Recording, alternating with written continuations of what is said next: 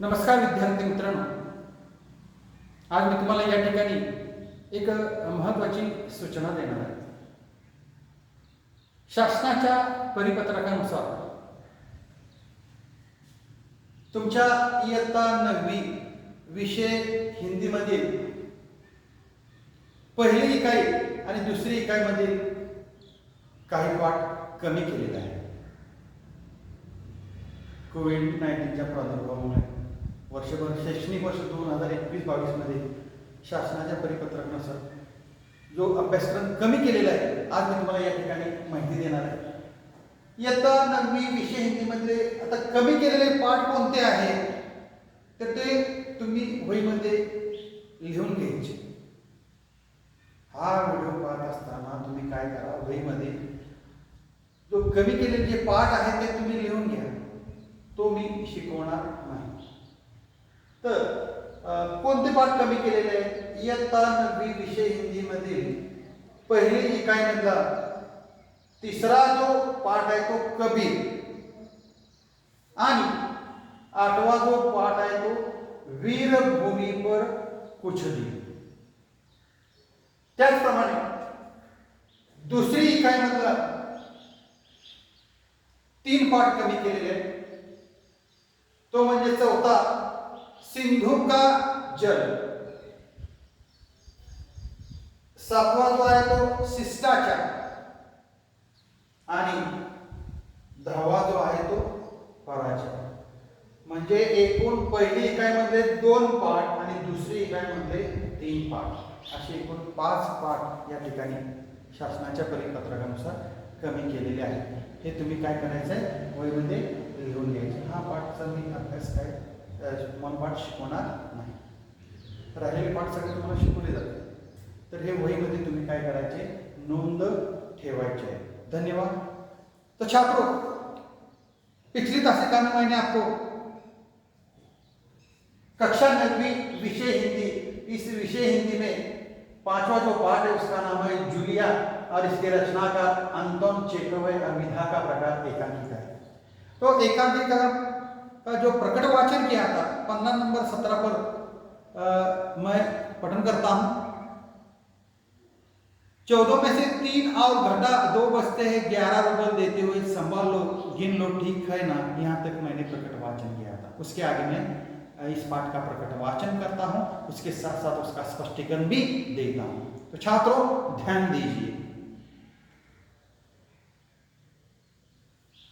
Julia क्या कहते, देखो,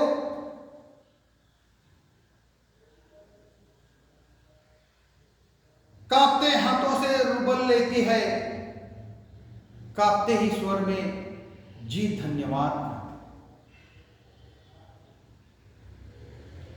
गृह स्वामी जी कहते, अपना गुस्सा नहीं संभाल पाता उसे ऊंचे स्वर में लगभग चिल्लाते हुए, तुम मुझे धन्यवाद दे रही हो जूलिया, जबकि तुम अच्छी तरह जानती हो कि मैंने तुम्हें ठग लिया है, तुम्हें धोखा दिया है, तुम्हारे पैसे हड़प लिए हैं और तुम इसके बावजूद मुझे धन्यवाद दे रही हो. गुस्से में आवाज कांपने लगती है. जूलिया, जी हाँ मालिक. गृह स्वामी कहते, गुस्से से तुतलाने लगता है, जी हाँ मालिक, जी हाँ मालिक. क्यों जी हाँ मालिक. जूलिया डर जाती है और भयभीत स्वर में कहती है, क्योंकि इससे पहले मैंने जहां जहां काम किया उन लोगों ने मुझे 1 पैसा तक नहीं दिया. आप कुछ तो दे रहे हैं.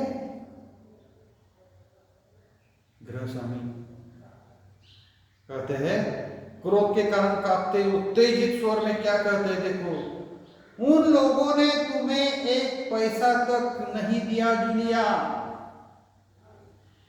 मुझे ये बात जानकर जरा भी आश्चर्य नहीं हो रहा है.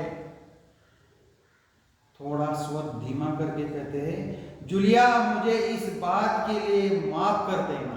वे माफी मांगते हैं कि मैं तुम्हारे साथ एक छोटा सा क्रूर मजाक किया,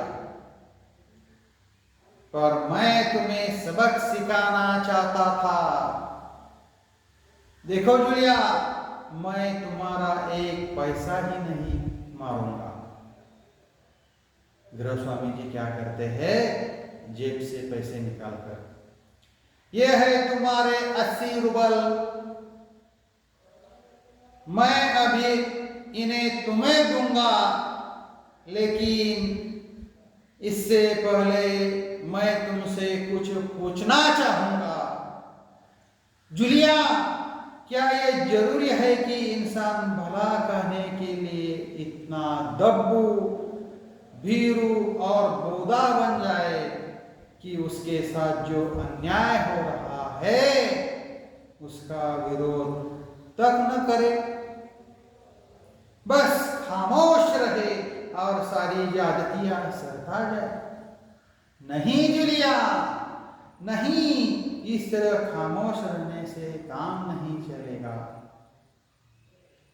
अपने को बचाए रखने के लिए तुम्हें इस कठोर, क्रूर, निर्मम और हृदयहीन संसार से हमेशा हमेशा लड़ना होगा।